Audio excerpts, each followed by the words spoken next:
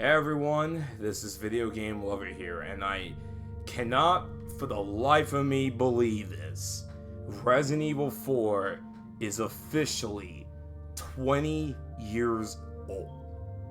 20 years old. I'm in disbelief.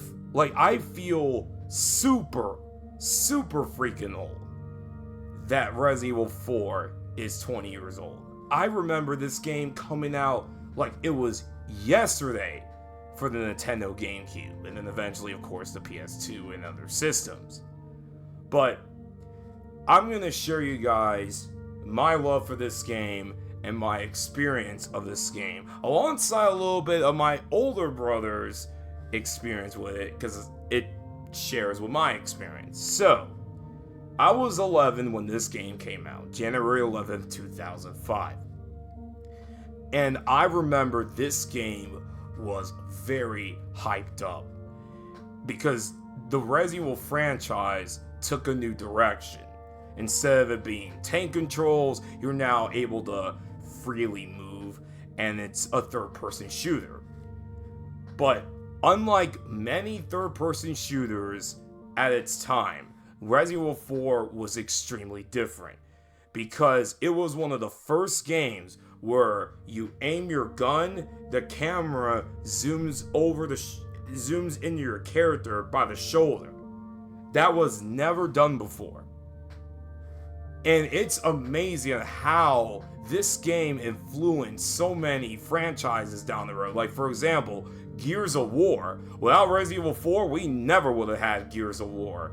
So, crazy stuff. So, I don't remember exactly when my brother played it, but I'm going to say this was around early 2005 or maybe the summer 2005. I don't remember the time, because I know that we beat it at the fall of 2005, because we used to, I think, rent it, and my brother kind of lost interest in, kind of got sidetracked with other games, but then we eventually beat this game. But I think it was early 2005, and my god, we were blown the fuck away when we saw the graphics. I mean, I think it's obvious, like, this game looked incredible early 2005. It didn't even look like it came from the PS2 generation. It looked like it came from another generation. Maybe like super early 360 generation. I mean, the graphics were absolutely mind-blowing for January of 2005. But then I will never, ever forget the first encounter of the Chainsaw Man and the village attack. And let me tell you something, my brother died a lot. Died a lot in that part, because we didn't know that there was a shotgun. We never knew about that. So we go in the village, he starts shooting enemies, and he's just like, holy shit, I'm just gonna start killing every single enemy.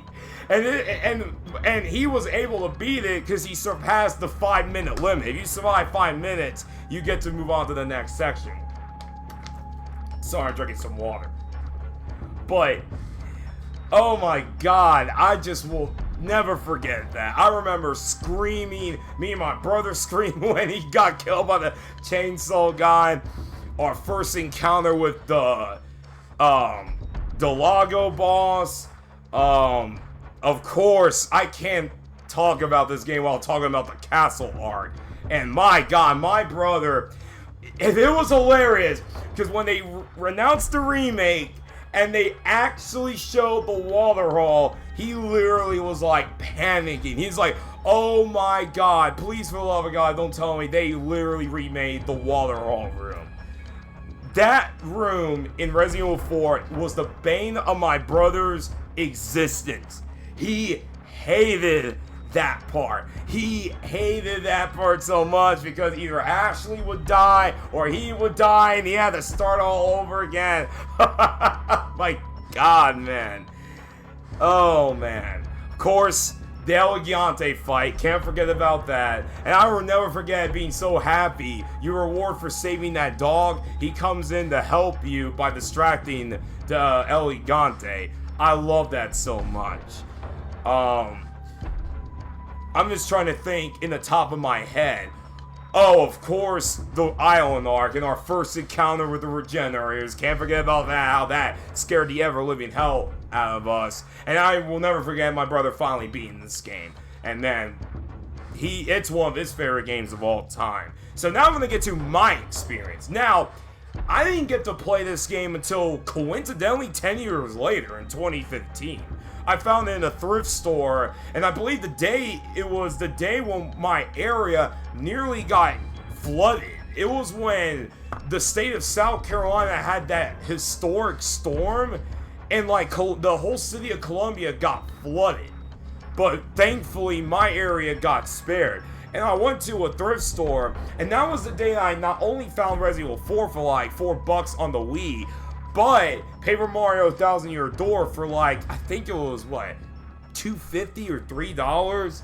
It was a hell of a steal, if I say so. But the reason it took me the longest time to play this game, because I just didn't know what system I wanted to play it on. I was kind of thinking about maybe the GameCube version, but I don't know. Would I like this game in the GameCube controller? But I ended up finding the Wii version. And I'm like, you know what? I'll play it on the Wii. I think that was the best decision I ever made. Because, in my opinion, the Wii version is one of the best versions of the game. Believe it or not. It's one of the best versions.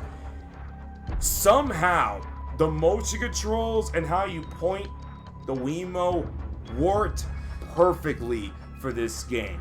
Aiming was so easy. It was just so easy to aim in that game. And I think that's kind of the only problem with that version. They didn't really make the game too easy. Like, there were some areas I should have died. Like, for example, I actually did not die when I fought U3 for the first time. Yeah, I know, ain't that shocking, right? I actually beat him on my first time, I believe. Because I realized you couldn't shoot him, you just had to escape from him. But I remember getting stuck at the village arc. I died like maybe 4 times in it, but then when I finally beat it, I felt like I was at the top of the world. And then eventually, that was all I played for the entirety of 2015. I was just playing Resident Evil 4 on the Wii. Because once I beat that fucking game, I started to unlock everything. The Chicago typewriter, the infinite rocket launcher, and even the PRL 412. And let me tell you something, professional mode ain't no joke. Holy shit. That game is unbelievably hard on professional. Especially the village. The castle arc, not so much. The island, in my opinion, is only hard with the Mike section. You know, where Mike comes in and helps you. Because he doesn't help you in professional mode. You have to clear the enemies by yourself, believe it or not.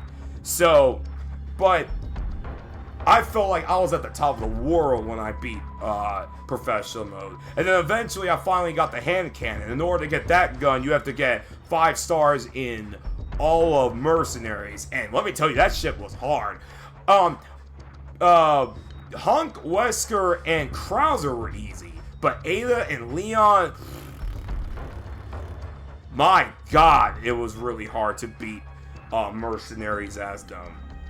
But I'm just like, I mean, I know I'm going off topic right now because this is not scripted, by the way. It's just me just sharing, like, the top of my head of my memories of this game, you know. Of course, I can't mention Resident Evil 4 without mentioning Leon. This was the game that really made him the most popular character in Resident Evil history. This dude and his fucking one-liners, who could ever forget the your right hand comes off joke? Lord. Oh my god, man. Leon is amazing in this game. Of course, Ada Wong. God, Ada Wong was so damn fine in this game. She's fine as hell in the remake. Just wish the voice wasn't all that bad. Merchant, of course, can't forget about him. I mean, you just can't forget about this cast. You know, Salazar, Lord Sadler, Ashley, the Big Cheese. You know what I'm saying? I mean, Chief Mendez, excuse me. I mean, you just can't forget these characters. They're like ingrained to your head once you play this game. And it's just so weird. It's like, I play this game thousands of times, it just doesn't get old for me. It's like, no matter how many times I play it, I just want to play it again and again and again. Like, literally, I became a master in this game. Like, I know how the movement, how the enemies work, where most of the treasures are. And man, I could beat this game, especially on normal mode. Oh, I could beat this game with my eyes closed. I did a full playthrough of this game, and I also played through the remake for y'all. I know I was really bad in that game, but one good news is they OG Resident Evil 4 proofed that shit. They made sure that I wasn't beating that game super easy. But if you want to hear my thoughts on the remake, I thought the remake was amazing. And I'll be honest, I didn't really think Resident Evil 4 needed a remake, but I'm glad it did, because they did an amazing job with the remake. But in my heart, I still prefer the original. But the remake is literally like right there. Literally right there. So, oh, and of course I can't forget about the music. It's one of my favorite soundtracks to any Resident Evil game. I love the music in this game. There's just so many great tunes in this game. And I'll say this right now, the Ganado first theme will forever remain in my head. Like, even back then, I was just humming that tune. So, but man, this game was just, you just had to been there, man. I wish I could just relive January 11th, 2005 to see this game come out yet again, get the universal acclaim, and basically change gaming. Now, I really want to get into this. Look, I know there are some people that blame Resident Evil 4 for inadvertently led the series to the wrong direction. You know how Resident Evil 5 was more of an action game, and Resident Evil 6 really lost its identity. But I just think that's a really, really dumb point. Because that's like saying Terminator 2 was a bad Terminator sequel because it inadvertently caused the series to go downhill. Like, that's a dumb argument. It's one of the greatest movies of all time. How the fuck were we supposed to know that the franchise was going to go downhill after Terminator 2? You know what I'm saying? It's just dumb. It's the same thing like calling Aliens a bad sequel because Alien 3 and Resurrection happened. Like, how were we supposed to know? Like, no matter what do you think, no matter if you think that the series sort of went downhill, even though that Resident Evil 7 and especially Village were amazing, and of course the Resident Evil 2 remake happened. That was amazing. No matter what happens, this is still one of the most important video games of all time. This game changed the landscape of third-person shooters forever. It changed third-person shooters forever. Whether you like it or not, you may not like it. I know there's someone that thinks it's one of the most overrated games. I'm not naming names, I'm not taking a shot, but I'm just saying, I know there are some that think that this game inadvertently led to the series' downfall, but it still doesn't change that this is a very important game and a very important entry to the series. You know, it wasn't my first Resident Evil, believe it or not. I know that in my generation, this is everyone's first ever Resident Evil. But for me, it was actually Resident Evil Revelations. Then I played Code Veronica, and I believe this game. And then I played 0, and then the remake, and then 2, and 3, and then 5, and then 7, and 7, then 5, and then 8. I became a Resident Evil fan.